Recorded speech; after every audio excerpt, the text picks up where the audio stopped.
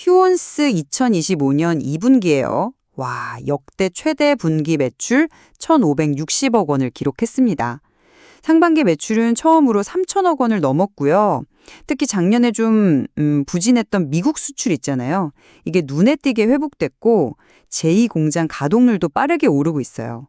이건 뭐 명백한 턴어라운드, 그러니까 실적 개선의 신호탄으로 봐야 합니다. 글쎄요. 2분기 실적이 좋게 나온 건 사실입니다. 맞는데 작년에 미국 수출이 크게 꺾였던 점, 그리고 또 2023년에는 그 미국 내 공급 부족이라는 어떤 특수한 상황 덕을 봤다는 점, 이런 걸 간과해선 안 되죠. 게다가 제2공장 증설에 따른 비용 부담으로 영업이익률이 재작년 10%에서 작년엔 6.3%까지 꽤 많이 하락했었거든요. 지금의 이 회복세가 과연 지속 가능한 것인지 아니면 그냥 일시적인 반등인지 이건 좀 더 냉정하게 따져볼 필요가 있습니다. 아니, 단순히 일시적 반등으로만 볼 순 없죠. 2분기 미국형 주사제 수출액이 54억 원으로 작년 같은 기간보다 무려 51%나 증가했어요. 이건 단순한 기저효과, 이걸 넘어서는 회복이라고 봐야죠.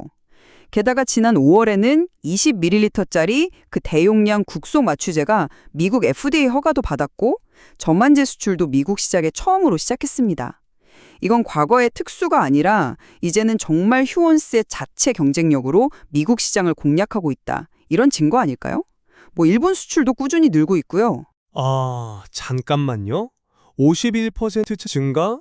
물론 인상적이긴 합니다만 2023년 그 특수 상황 때의 그런 폭발적인 성장을 다시 보여줄 수 있을지는 좀 의문입니다. 그리고 그 20ml 마취제 허가라는 게 기존 5ml 제품에서 그냥 용량만 늘린 거잖아요. 이게 뭐 시장의 판도를 바꿀 만한 게임 체인저다? 이렇게 보기는 좀 어렵지 않을까요? 정말 중요한 치과용 마취제의 미국 허가는 아직 뭐 소식도 없고요.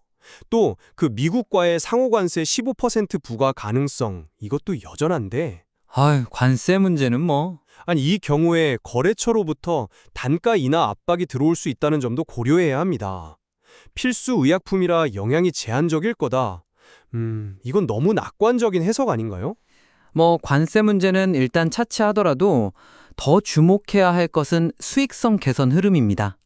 영업이익률 보세요. 작년 6.3%에서 2분기에는 8.4%까지 회복됐고 회사 목표는 두 자릿수 회복입니다. 제2공장의 저만제 라인 가동률은 이미 80%에 육박했어요. 이건 비용 부담이 점차 해소되고 있다는 명확한 증거라고 봐야죠.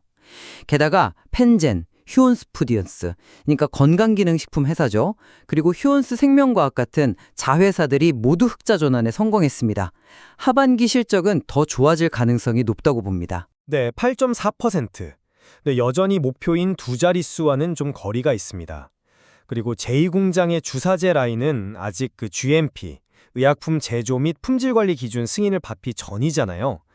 승인을 받게 되면 분기당 12억 원의 감가상각비가 추가로 발생하게 되죠. 게다가 이제 막 가동을 시작한 위수탁 사업의 초기 마진이 모두 풀리도 없고요. 또 그 잘 팔린다는 연속 혈당 측정기, 그러니까 환자가 실시간으로 혈당 체크하는 그 웨어러블 기기, 덱스콤 G7 말입니다. 이게 전체 사업부 중에서 마진율이 가장 낮다고 알려져 있거든요. 2분기 원가율 상승에도 이 덱스콤 비중 확대가 영향을 미쳤고요. 이런 저마진 제품의 비중 증가는 전체 수익성 개선에 결국 부담이 될 수밖에 없습니다. 덱스콤은 당요 시장이 커지는 그런 큰 그림에서 봐야죠. 점유율 확대 자체에 의미가 있다고 생각하고요. 그리고 자회사들의 성과를 좀 보시죠. 펜젠 인수 효과는 확실합니다.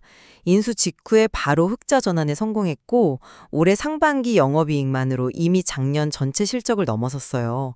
자체 개발한 EPO, 그 적혈구 생성인자 바이오시밀러, 즉 복제약이죠. 이것도 수출 순항 중이고 그룹 내 신약 개발에도 긍정적인 영향을 주고 있습니다. 건강기능식품 사업부 휴온스 퓨디언스 역시 합병을 통해서 중복 비용 줄이고 효율화해서 연 매출 1,000억 원 규모로 성장했습니다.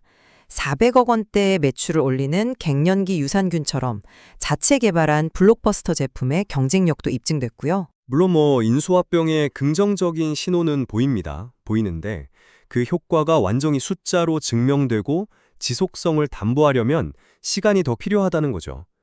펜젠의 성장이 특정 국가에 편중되지 않고 계속될 수 있을지, 건강기능식품 합병 시너지가 하반기에도 이어질지, 이거는 아직 지켜봐야 할 문제입니다.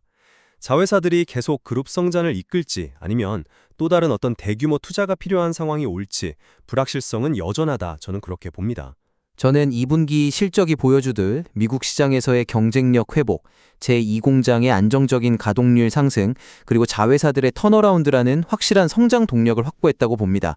여기에 계량신약 중심의 R&D 투자와 꾸준한 주주 환원 정책까지 고려하면 휴온스의 지속 성장에 대한 의지는 분명해 보입니다. 저는 근데 반짝 실적 개선 너머에 있는 그 낮은 마진 제품의 비중 확대 문제라던가 신규 공장 가동에 따른 비용 부담 증가, 그리고 여전히 예측 불가능한 미국 시장의 변동성과 같은 위험 요인들을 간과해서는 안 된다고 생각합니다. 자회사들의 성과 역시 꾸준히 이어질지 좀 더 검증이 필요하고요. 완전한 턴어라운드라고 단정하기에는 아직 이르다는 그런 판단입니다. 네, 이렇게 휴온스의 현재 상황을 두고 서로 다른 해석이 가능합니다. 그렇죠. 하반기 실적 발표와 제2공장 가동 추이 같은 것들을 계속 지켜보시면서 시청자 여러분 각자의 판단을 내려보시는 것이 좋겠습니다.